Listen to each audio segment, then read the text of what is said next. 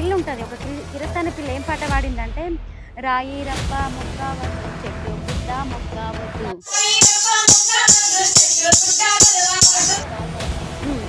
ఆ పిల్ల ఏ పాట పాడింది? ఆ పిల్ల భజన కాదు, అది భజన కాదు తల్లి. అది మన కరెక్టా? కాదు, అది రాయి రప్ప. మనం ఏం చేస్తామమ్మా? రాయిలోనే ఏం చేస్తాము? మొక్కుతాం. రప్ప మొక్కుతాం. చెట్టులో ఏం చేస్తాము?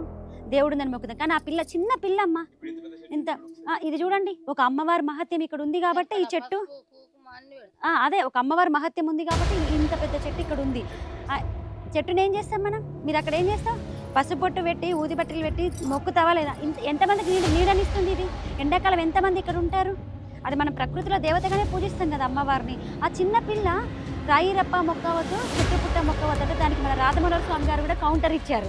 అయితే చూడండి, ఇక్కడ గజ్జె కట్టి నాట్యం చేసేవాళ్ళు తెలియక క్రిస్టియన్లోకి వెళ్తే ఏమైతుందంటే మన హిందూ ధర్మాన్ని వదిలి ఆ గజ్జె కట్టి నాట్యం చేసే కాలుతోటే అతనికి ఏమైంది?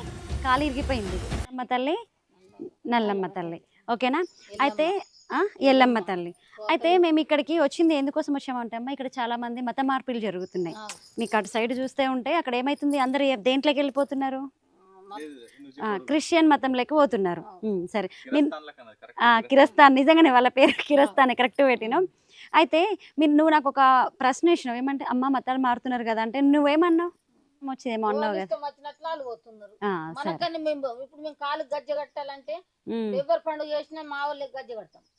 అయితే నువ్వు ఒక మాట అన్నావు, ఎవరికి నచ్చిన దాంట్లోకి వాళ్ళు పోతున్నారు అని అడిగినావు.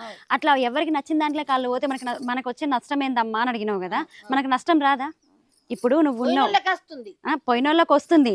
నువ్వు అన్నావు కదా, మనకేం నష్టం వచ్చింది, మనకేం రాదు అని అన్నావు కదా. మనకు కూడా నష్టం వస్తుంది. ఏ విధంగా వస్తుంది చెప్పాలా? ఒకప్పుడు ఈ గల్లీ మొత్తం ఎవరు ఉండేవాళ్ళు?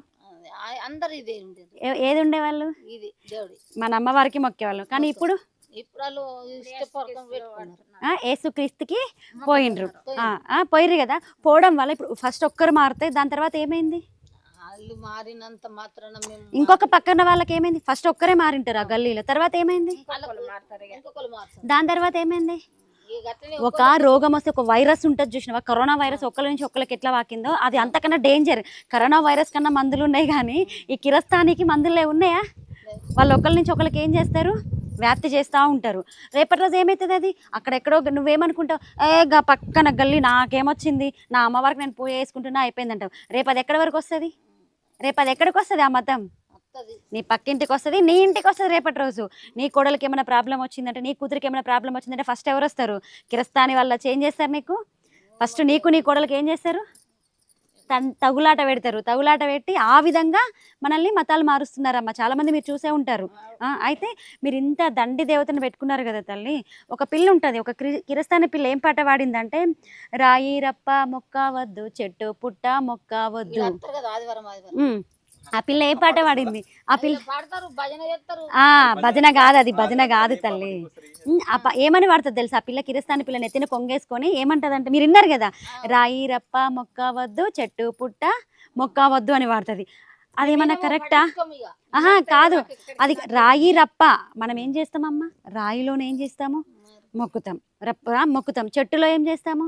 దేవుడు నన్ను మొక్కుతాం. కానీ ఆ పిల్ల చిన్న పిల్ల అమ్మ. ఇంత ఇది చూడండి, ఒక అమ్మవారి మహత్యం ఇక్కడ ఉంది కాబట్టి ఈ చెట్టు, అదే ఒక అమ్మవారి మహత్యం ఉంది కాబట్టి ఇంత పెద్ద చెట్టు ఇక్కడ ఉంది. చెట్టుని ఏం చేస్తాం మనం? మీరు అక్కడ ఏం చేస్తావు? పసుపొట్టు పెట్టి ఊది బట్టలు పెట్టి మొక్కుతావా లేదా? ఎంతమందికి నీడనిస్తుంది ఇది? ఎండాకాలం ఎంతమంది ఇక్కడ ఉంటారు? అది మనం ప్రకృతిలో దేవతగానే పూజిస్తాం కదా అమ్మవారిని.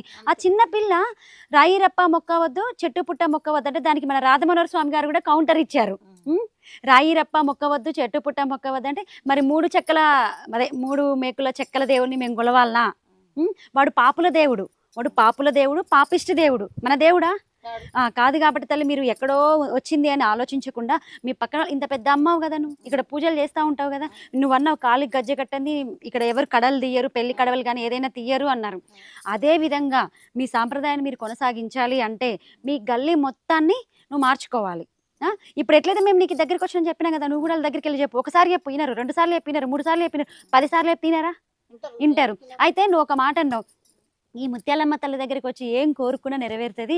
మీకు తోచింది వడి బియ్యం అయితే వడి బియ్యం పోస్తే కోరుకుంటే నెరవేరుతుంది అన్న కదా. అయితే నేను కూడా తల్లి అమ్మవారిని మనస్ఫూర్తిగా ఒక కోరిక కోరుకుంటున్నా. ఏంటి అంటే ఈ గల్లీ మొత్తం హిందూ గల్లీగా మారిపోవాలి. ఇక్కడున్న క్రిస్టియన్స్ మొత్తం ఏం చేయాలి, హిందువులుగా మారిపోవాలి. నిజంగా అమ్మవారికి నేను అదే కోరుకుంటున్నాను. ఇది ఫస్ట్ టైం కదా నేను ఇక్కడ ఈ కాలనీకి రావటము. మళ్ళీ వచ్చి ఖచ్చితంగా ఎవరైతే ఇక్కడ ఉన్నారో వాళ్ళ ఇంటికి ఇప్పుడు వెళ్తాను, మళ్ళీ వెళ్ళి వాళ్ళకి నచ్చజెప్పి మళ్ళీ తిరిగి ఎక్కడికి తీసుకొస్తాను, ఇదే అమ్మవారి దగ్గరికి తీసుకురావాలి. ఆ తీసుకురావాలంటే నాకు ఆ అమ్మవారి దయ ఉంది కాబట్టి నేను ఇంత దూరం వచ్చి చెప్తున్నాను. వాళ్ళని కూడా మారుద్దాం, ఎందుకంటే వాళ్ళు ఒకప్పుడు అమ్మని మొక్కిన వాళ్ళే. ఎందుకంటే అందరు వాళ్ళే, కానీ మధ్యలో ఏమైంది, దారి తప్పిపోయారు. మళ్ళీ తిరిగి మనం ఎవరి దగ్గర తీసుకురావాలి. అమ్మవారు ఉంచలేదా? Very good. ఏం ఎందుకంటే నష్టపోయినరు. అదే ఏం నష్టపోయారు తల్లి వాళ్ళు? ఇప్పుడు కాలు ఎవరైతే క్రిస్టియన్స్ ఉన్నారో వాళ్ళక మా కాలు గజ్జ కట్టినోడు వేరన్లకు పోయిందంటే కాలు లేదు. ఇంకొక దేశం పోయింది, ఆడాటే వీకెండ్. అది తప్పు. మన కాలు గజ్జ కట్టి మనం దేవతను పుట్టడు బండారులో పుట్టినాం. మనము ఏ సమ్మతంలోకి పోతే మనకేమవుతుంది, నాశనం వస్తుంది, వినాశనం. అదే కోరుకునేది కూడా గంతే ఉన్నది. అదైతే చూడండి, ఒక ఇక్కడ గజ్జ కట్టి నాట్యం చేసే వాళ్ళు తెలియక క్రిస్టియన్లోకి వెళ్తే ఏమైతుంది అంటే మన హిందూ ధర్మాన్ని వదిలి ఆ గజ్జ కట్టి నాట్యం చేసే కాలుతోటే అతనికి ఏమైంది, కాలు ఇరిగిపోయింది. ఇంకొకళ్ళు ఫారెన్ వెళ్తే ఫారెన్లో అటు నుంచి అటే ఇంకా తిరిగి ఇంటికి రాలేదు. అదే మన హిందూ ధర్మం, మన అమ్మ ఆశీస్సులు ఉంటే ఏమైతే తల్లి, అమ్మ దయ ఉంటే అన్నీ ఉన్నట్టే, అంతేనా కాదా? కాబట్టి తల్లి నువ్వు ఇక్కడికి వచ్చే భక్తులు కూడా చెప్తా ఉండు. అలాగే మేము ఇక్కడికి రేపు పూజా సామాను, మాకు ఇక్కడ తెలియదు ఉందని, రేపు పూజా సామాను తీసుకొస్తాము. ఉన్న వాళ్ళందరినీ కూడా, నువ్వు చుట్టుపక్కల ఉన్న వాళ్ళందరినీ కూడా అది ఎడారి మతం, అది పరాయి మతం అని చెప్పండి, ఓకేనా? మన హిందూ ధర్మం, ఎందుకంటే పెద్దోళ్ళు చెప్తేనే మాకు కూడా తెలుస్తుంది కదా. ఇప్పుడు చిన్నపిల్లలకి మీ కల్లీలో ఉన్న మీ మనమరాలు మీ కోడళ్ళకి ఏమైనా తెలుస్తుందా? మీరు చెప్తేనే వాళ్ళకి తెలుస్తుంది. కాబట్టి మన ధర్మం గొప్పది, మన సనాతన ధర్మం గొప్పది, మన వైదిక ధర్మం గొప్పది అని చెప్పండి అమ్మా. సరేనా తల్లి? సరే తల్లి, ఒకసారి చెప్పండి. మీ మంది కూడా పోతున్నారు కదా, మీ మంది మా మంది కాదు, మన హిందువులు అందరు పోతున్నారు. పొరుగురికి వెళ్ళినత్తుండ్రు, ఇద్దరు ముగ్గురికి అయింది పోయిండ్రు, జరిగినాయి అలా సరే రాంది వాళ్ళు అనుభవించాలి. భగవంతుడు తల్లి ఉన్నది, ఆమె తెలుసు. ఆమె నేను పుట్టడు బండర్లో పుట్టి నాన్నిడ్స పెట్టాడు గాడ, అది చదువుతున్నాడు, బొట్టు లేకుండా చదువుతున్నాడు కదా. ఎందుకంటే పోనీ ఇప్పుడు మనం భగవద్గీత చదివితే ఒక అర్థం పరమార్థం ఉంటుంది తల్లి.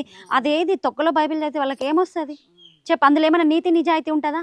తల్లి తండ్రి అదేమంటారు, కూతురికి తండ్రికి ఇవంతా గలీజ్గా ఉంటుంది దాంట్లో. మన దాంట్లో ఎట్లుంటుంది, అట్లుంటుందా? మన భగవద్గీతలో అలా చెప్తారా?